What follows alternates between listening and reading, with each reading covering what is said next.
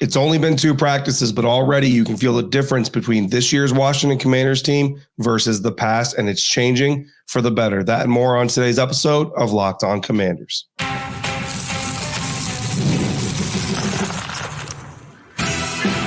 You are Locked On Commanders, your daily podcast on the Washington Commanders. Part of the Locked On Podcast Network, your team every day. And welcome into this episode of Locked On Commanders, your daily podcast covering the Washington Commanders, part of the Locked On Podcast Network, your team every day. Thanks so much for making Locked On Commanders your first listen of the day every day. And don't forget that you can subscribe for free on YouTube or wherever you're listening to this podcast. And you can continue this conversation with me by becoming a Locked On Commanders insider. Go to joinsubtext.com/LockedOnCommanders. Sign up today, and from there you'll get news, analysis, insight, and one-on-one conversations with me via text message. Become a Locked On Commanders insider today. Go to joinsubtext.com/LockedOnCommanders and shoot me a text. I'm David Harrison, credential member of the media covering the Washington Commanders for CommanderGameDay.com, a part of Sports Illustrated's FanNation. Here with you every Monday through Friday, along with our everydayers.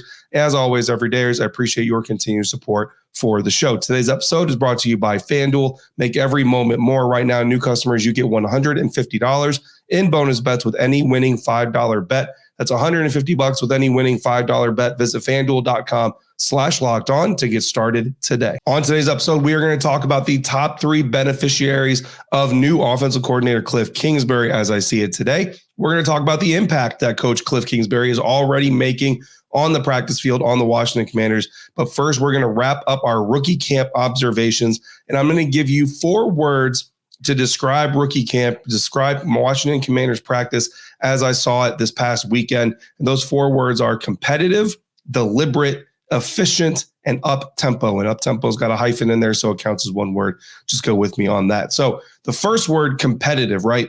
And you've probably seen the videos. I've taken a couple myself. I haven't sent them out. I'll send them out on Twitter here after I record this episode in case you haven't seen it. But when the team, so every practice kind of starts the same for the most part around the NFL, right? Players come out on their own ahead of the practice session and they kind of warm up. The coaches will be out there. They'll warm up with them. The quarterbacks will get some throws in. The linemen might get some extra, kickouts and stuff like that. But then the group comes together to start the practice. They stretch together, unified. It's kind of organized stretching and warming up to get ready for the practice. Well, for the Washington Commanders, what they started doing is something that head coach Dan Quinn calls pads. Very simply, just calls it pads. And it's the pads that lay on the ground. You see the running backs doing high knees over them, and it helps keep the players, make sure their feet are coming off the ground when they're running with the football, stuff like that. Use them in a much different ways. Defensive linemen will use them for some drills. So there's a lot of different ways to do them, but they're just low to the ground pads that lay on the ground. They're isolated. They're not connected, so you can move them any way that you want to. And what the coaching staff does is they line those pads up. I think it's about 5 or 6 that they line up in 2 rows, and they line the players up in 2 columns, and then they just get going, man. It's high energy. The coaches are yelling. The players are moving fast. They're getting their feet up. They're getting over the pads. They're lining up. They're coming back. And they're going back and forth multiple times, just kind of doing this. And the players have said it's just a really good way to kind of get the competitive juices flowing, get the energy high to start the practice. And everybody's doing it. Quarterbacks are doing it. Linemen are doing it. Defensive players are doing it. Everybody is a part of it. It's a team effort, and it's a very competitive way to get the practices going. But then you also go to the actual position breakouts. And when they break out in their position groups, the quarterbacks, they're throwing against each other. They're throwing with each other. And it's competitive, right? Like when Jaden Daniels goes to throw a ball into the net, the little 3-hole net where you got a high, middle, and a low target. If he misses one, he doesn't like it. He gets upset about it. He kind of, he kind of makes a noise like that. And Sam Hartman comes back and maybe he nails the throw and he kind of, celebrates a little bit. There's a competition. It's friendly competition. It's not like Sam is sitting there going, I should have been the number 2 overall pick. You suck and all that stuff. But there's a competitive nature to it. The coaches are keeping the energy up. When you watch the receivers run their routes, they're precise. There's a placement there that they have to hit. And that comes into the second word that I can describe Washington Commanders practice right now, which is deliberate. Everything has a purpose. We're not just going through the motions here. And as much as I would like to say that that's always the norm, it's unfortunately not always the norm. There were definitely times last season where you kind of see guys just kind of going through the motion, and not just last season, but the past couple of years that I've been on ground with the Washington Commanders. I've seen it in other locations. We've seen it at Tampa Bay Buccaneers practices with coaching staffs previous, but deliberate practice, having a focus for what you're kind of doing. I kind of always go into tasks and I kind of tell people, go in there like you're doing it on purpose. Don't just go in there because it's check the block. Oh, it's time to practice. Let's get out there and go do some stuff. No, there's a purpose and a reason for every single thing that's going on the field, whether it's the stretching, whether it's the pads drill to start the whole thing, whether it's the position drills, whether it's the 7-on-7. Nobody's just out there running routes or throwing passes or hitting pads just for the sake of hitting the pads. There's a specific reason why they're doing all of it. In fact, there's actually this new addition to the practice field this year that I thought was really interesting when we went outside on Saturday, because Friday we were inside, so we didn't get to see the outside field. But Saturday we go back outside and you kind of have the normal lines, right? Like if you've ever seen an NFL practice squad, there's usually a red line on the left and right kind of quarter margins of the field. And those are kind of guidelines for wide receivers to run their deep routes and stuff like that. But there was also kind of a diagram of an offensive line group, and you kind of see it form this kind of pocket. It's like this funnel kind of forms this pocket, and you've got 5 squares. Actually, you might have 6 or 7 squares, but you've got these squares where basically where the linemen are going to line up in. And even though they don't have a full offensive line unit at the rookie mini camps, you saw the offensive line coach, Bobby Johnson, working with Brandon Coleman, and he's in his box, and he's kind of using these lines and these guidelines as a way to show him, hey, here's where I need you to be. Here's where I need you to get to. Here's why I need you to get there. Very deliberate. Even though there's only 2 offensive linemen out there this last week, or 2 or 3 offensive linemen out there this last week, everything had its purpose. Takes me to the next word, very efficient practices. What really stood out to me in the past couple of seasons with Washington Commanders practices is when special teams drills were going on. If you weren't a part of the special teams drills, a lot of times those players were kind of doing their own thing. Now, the quarterbacks typically were working with quarterback coach Tavita Pritchard last year. They were taking dropbacks, they were throwing passes, doing things like that. But some of the other position groups were kind of left to their own. I'm going to put it to put it the best way I possibly can, kind of left to their own devices. And specifically, I remember seeing some receivers who weren't part of the special teams drills, weren't part of those practices, really not doing a whole heck of a lot, kind of standing around, kind of moseying around. Maybe they would run a couple of routes, but again, it was kind of just more going through the motion. There really wasn't a lot of precision to what they were doing when they were doing that kind of stuff.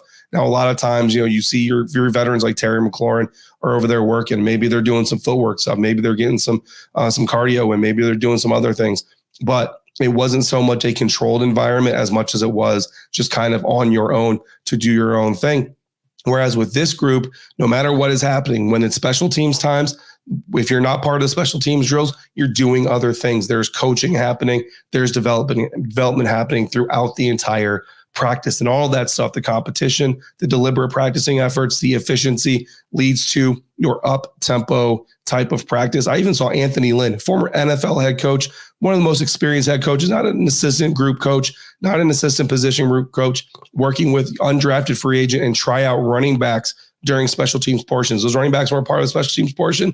So Anthony Lynn, literally a guy who has walked the sidelines as an NFL head coach, is over there working with running backs who quite honestly probably aren't even going to make the roster. Every single coach is engaged, and all of that kind of keeps the practices very up-tempo, very lively, very energetic, and very effective. It's a very welcome change to the Washington Commanders. I'm very interested to see how some of the veterans who maybe aren't so much used to this type of practice environment, how they get involved, how they get in the mix. I'm really interested to see guys like Jonathan Allen, Deron Payne, Terry McLaurin get involved in this bags drill when we go out to minicamp again on Tuesday. So that's kind of my final overarching thoughts on rookie minicamp from last weekend. Now I want to kind of hone in and focus in on offensive coordinator Kliff Kingsbury and what I've already seen from his presence on the practice field and how I think it's going to impact specific parts of this team, specific players. Coming up next on this episode of Locked On Commanders, part of the Locked On Podcast Network, your team every day. And today's episode of Locked On Commanders is brought to you by eBay Motors, who brings the passion, the drive, and the patience that is necessary to bring home winning trophies, because it's also what is necessary to keep your ride or die vehicle alive. And eBay Motors has everything you need to maintain your vehicle and even level it up to peak performance, from superchargers to roof racks, exhaust kits, LED headlights, and more. Whether you're looking for more speed, more power, or just more style for your vehicle, eBay Motors has got you covered. With over 122 million parts for your number one ride or die, you're always going to find exactly what you're looking for.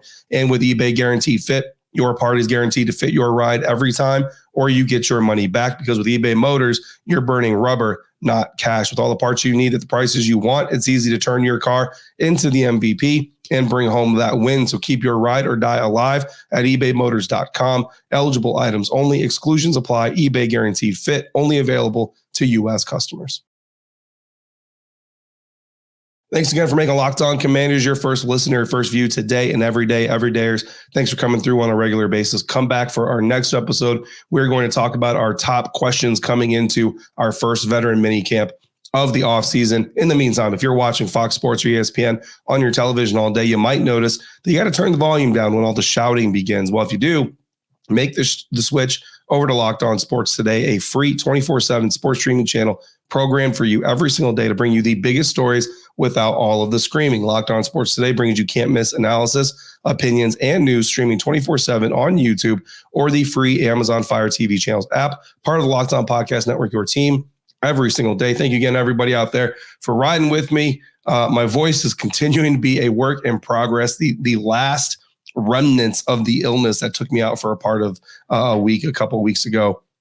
I just can't get this thing all the way back, but we're working on it. I got tea sitting right next to me, taking drinks here every once in a while, trying to keep the voice fresh. We'll get there eventually. Speaking of getting there, Kliff Kingsbury took a little bit of time to go from being a college head coach to being an NFL head coach. And when he did, there were a lot of expectations when he got the job in Arizona that he was going to usher in kind of a new era of NFL football, kind of capitalize on the new, pass happy NFL that we've seen develop over the last decade or two, and kind of bring a more air raid style of offense into the NFL. Well, it kind of works, and then it kind of didn't work. We'll talk more about that a little bit here in our next segment. But in this segment, we want to talk about his, now, if you want to call it redemption story, I don't know if that's really the right way to put it. It's not like he was run out of the league for, crimes or something illegal or anything like that. It just didn't work out in Arizona. Ultimately, he moved on. Ended up at USC last year coaching along with that staff, coaching along with Caleb Williams, the number one overall pick to end up with the Chicago Bears. And now he's here in Washington, and quarterback Jaden Daniels comes in from LSU.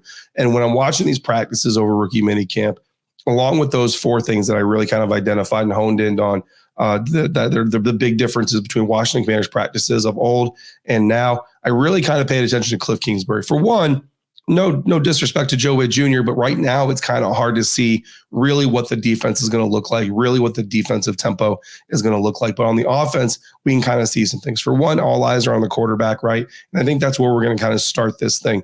Was really refreshing about what I think we can expect from a Kliff Kingsbury offense here in Washington, especially with quarterback Jaden Daniels, Sam Hartman, Marcus Mariota, all these guys, is moving the quarterback with purpose and using it as a weapon. And I go back, man, if you're an everydayer who's been here for a while, you're going to remember how many times would just kind of just almost beg, man, just beg Scott Turner, like, bro, you have a quarterback in Taylor Heineke who is electric. He puts it on the field every single snap. He puts it on the line, and the dude knows how to move. And honestly, he looks at his best when he's moving. When he's sitting back there in the pocket, he's got time to think. He's got time to kind of wonder and wait and overanalyze and overthink things. That's typically when he got into trouble. But when he's playing fast, when he's playing quick, that's when he was at his best. Moving him just made the most sense. And it happened very, very little. And it was just so incredibly frustrating to see a quarterback like Taylor Heineke really be corralled inside the pocket and kind of get told, don't use one of your biggest strengths, your legs, your mobility, your athleticism all of the time. Really kind of limit it. And it was just really frustrating. So one of the things I was really excited to see, as sad as it was to see early on in rookie minicamp, was the drills where Jaden Daniels and Sam Hartman are stepping over those same pads that they use for the pads drill. They're moving back and forth. They're shuffling in and out. They're getting their footwork down. They're keeping their legs active. And then they're rolling out and they're throwing a pass into the net. It was incredibly exciting because what does that mean? And honestly, guys, that is a drill that I can honestly tell you I have never seen run at a Washington Commanders practice. With Taylor Heineke, with Sam Howell, who again, Sam Howell's not Patrick Mahomes, Lamar Jackson, Jaden Daniels level of athletic, but Sam Howell has some mobility to him. Those are drills that we didn't see. I can't imagine not seeing Patrick Mahomes run those kinds of drills. Like, I have to imagine in Kansas City, Patrick Mahomes is running that type of a drill. I sent the tweet out over the weekend. I got a lot of traction. So if you haven't seen it, go ahead and go over to my Twitter account, DHarrison82 on Twitter, and check it out. but it's a mobility drill, right? Get the quarterback moving, shuffle back and forth, climb the pocket, drop back in the pocket, roll left, roll right, roll out, throw the ball, deliver the ball. It's a very simple drill, but it's so exciting to see it because you have a quarterback and you just have to kind of think, man, if Jaden Daniels was a quarterback under some of the previous offensive coordinators, is he doing this kind of drill? Is this going to be incorporated as part of the game plan on how we attack our opponents? I don't think it is, but Jaden Daniels with Kliff Kingsbury, it's going to be a part of the attack. You see it already. Even Sam Hartman, who certainly has his own level of athleticism and mobility. I probably put him right there around the Sam Howell type of level, right, where it's not going to be his primary weapon, but it's certainly something he can do. Going through these drills, looking fluid, looking smooth. Marcus Mariota is going to run through them. So, I mean, again, it's just a sign that Kliff Kingsbury is going to actually use his quarterback's athleticism to his benefit. So you really like that. Another part of it that honestly kind of gets lost in the wash a little bit, but I think actually does make an impact is his swagger. Kliff Kingsbury is a cool dude. Like he's kind of just this cool, almost kind of laid back type of guy, but he's also very focused and intent on what it is that he needs to do. I was talking to a member of the organization, and it's kind of funny because they said like he's almost got like these split personalities where like, when he's just kind of walking down the hallway or something like that, like he's just a really cool, really chill guy to talk to, really personable and all that stuff. But if he's talking ball or if he's watching film, like he's just like laser focused and you don't want to interrupt him because it's almost like the vibe I got was almost like waking a sleepwalker, right? Like you don't want to wake a sleepwalker. Well, when he's in his zone, kind of just on ball, you don't want to break that stride and you don't want to do that. But I think that it's a personality type and it's an approach that a lot of players, especially younger players, can kind of vibe with and really get on. And so again, it's not going to be something that I think is overly harped on, and it shouldn't be overly harped on necessarily, but I do think it has an impact, kind of his swagger and his just kind of coolness to him, but also the demonstrated football knowledge that he delivers with that personality type. And then finally, the fact that he's not a me first leader. And some of this is kind of hard to see on the practice field because everything's kind of regimented, right? The schedule kind of is what it is. We're going to do this, and we're going to do this, and we're going to do this, and we're going to go here. But in between there, in the meeting rooms and stuff like that, already hearing from members of the organization that he's a very open coach. He's very much open to input. He's open to ideas, and he definitely wants to make sure that everybody feels a sense of ownership over what is happening on the offense. So when you talk about a young quarterback like Jaden Daniels, who's already shown the ability to kind of take command, really be in control of what he's doing on the practice field, as he's talking with Kliff Kingsbury, Kliff Kingsbury's talking to him, you just kind of get this sense that there's going to be this shared ownership of the offense. And again, to me, that's the best way to do it anyway. But it's not the way that it's done everywhere. You kind of think back to like Sean Payton in New Orleans, where him and Drew Brees really kind of constructed that Saints offense together. There was a shared ownership. But then after the fact, Jameis Winston, Taysom Hill, and then in Denver, Russell Wilson, it's more so it's Sean Payton's offense. And now you're going to do it my way. And I just, again, to me, whenever you're people who are operating the function of whatever job it is, I don't care where you're at, if you're in a warehouse, when the people operating the warehouse, operating the offense, operating the defense, feel a sense of ownership to a certain extent. Always have to understand who the boss is, who's got the final decision, fine. But when they have a sense of ownership over what they're doing, you're always going to have it better. So Kliff Kingsbury, again, just hearing very early on, very much a guy who's open to his coach's opinions, open to listening to his players. He's going to control things. He's going to make the ultimate decision, but those inputs are taken seriously. They are valued. And I think that's a very important part of what Kliff Kingsbury is bringing to the Washington Commanders. Overall, though, stylistically, who is going to benefit the most? I've got three, not really names, but three guys, groups that are going to benefit the most, I believe, from the arrival of Kliff Kingsbury. That's coming up next on today's episode of Locked On Commanders, part of the Locked On Podcast Network, your team every day. It's winner take all time in the NBA and the NHL, and FanDuel is giving you a shot to bring home a big win of your own. Today's episode of Locked On Commanders brought to you by FanDuel. Right now, new customers, you get $150 in bonus bets with any winning $5 bet. That's $150 to bet on spreads, money lines, player props, and more. Since the last time we spoke, my Denver Nuggets have tied up their series with the Minnesota Timberwolves at 2 games apiece and are now minus 176 favorites to win that series outright. Their odds of winning the NBA Finals have also risen back up to plus 360, and they are once again in the second best odd position behind the Boston Celtics, who currently have a minus 140 odd line of winning the NBA Finals. The Florida Panthers are plus 250 favorites to win the Stanley Cup, with the Dallas Stars sitting at plus 310 as the second favorites behind them. So visit FanDuel.com/lockedon today. Make every playoff shot count. FanDuel, America's #1 sportsbook. Wrapping up today's episode of Locked On Commanders. Thanks again for making Locked On Commanders your first listener, your first view today and every day. Who is going to benefit the most from the arrival of Kliff Kingsbury as the offensive coordinator in 2024? That is a question I kind of wanted to answer now. And again, we'll revisit this topic as we progress through the offseason and training camp and all that stuff, of course. But I wanted to kind of get an early opinion, early analysis out there. And to me, the three that are going to benefit the most are the slot receivers, Brian Robinson Jr., and the offensive line. So I've got two groups of players and one specific player, but I want to start with the slot receivers, right? And this could be Jahan Dotson, who played more snaps in the slot last year than he did his rookie year. And I think that there is a use certainly for him in the slot. Luke McCaffrey, the rookie out of Rice, who's expected to kind of be that big slot, but also guys like Olamide Zaccheaus, Jamison Crowder, who's ever on the roster that could potentially bring themselves into the slot conversation and rotation. When you look at the 2021 Arizona Cardinals, which was Kliff Kingsbury's most successful year as an NFL head coach, offensive play caller so far in the league. In 2021, the Cardinals' leading receiver was Christian Kirk, and he spent most of his time in the slot. In fact, in 2021, Kirk ranked 11th in catches from the slot, 12th in yards, and 21st in touchdowns. So he was a wide receiver one across the league, top 32 out of the slot from an NFL perspective. But it was more about how well they use the slot, not how much they use the slot, right? So you can talk about volume or you talk about efficiency, because even though Kirk ranked all those areas, the Cardinals were actually only 21st in slot pass attempts. They were only 17th in completions, and they were only 12th in touchdowns. Or actually, 12th in touchdowns is really good. So when you look at it, only 21st in slot pass attempts. So they only passed the ball to the slot more than 11 teams in the National Football League, yet they completed passes to the slot almost in the upper half of the league, and they were in the upper half of the league, the top 12 in pass touchdowns. So again, the way they use the slot, not how much they use the slot, really impacted the benefits there. 38% of Kyler Murray's pass attempts in 2021 went to the slot, however, which were the largest single share for him as an individual quarterback. When you look across the league, they weren't throwing to the slot as much as even most of the NFL teams were. So again, it was just really about how well they used their slot receivers. And part of that was because of how well they used the running game in 2021.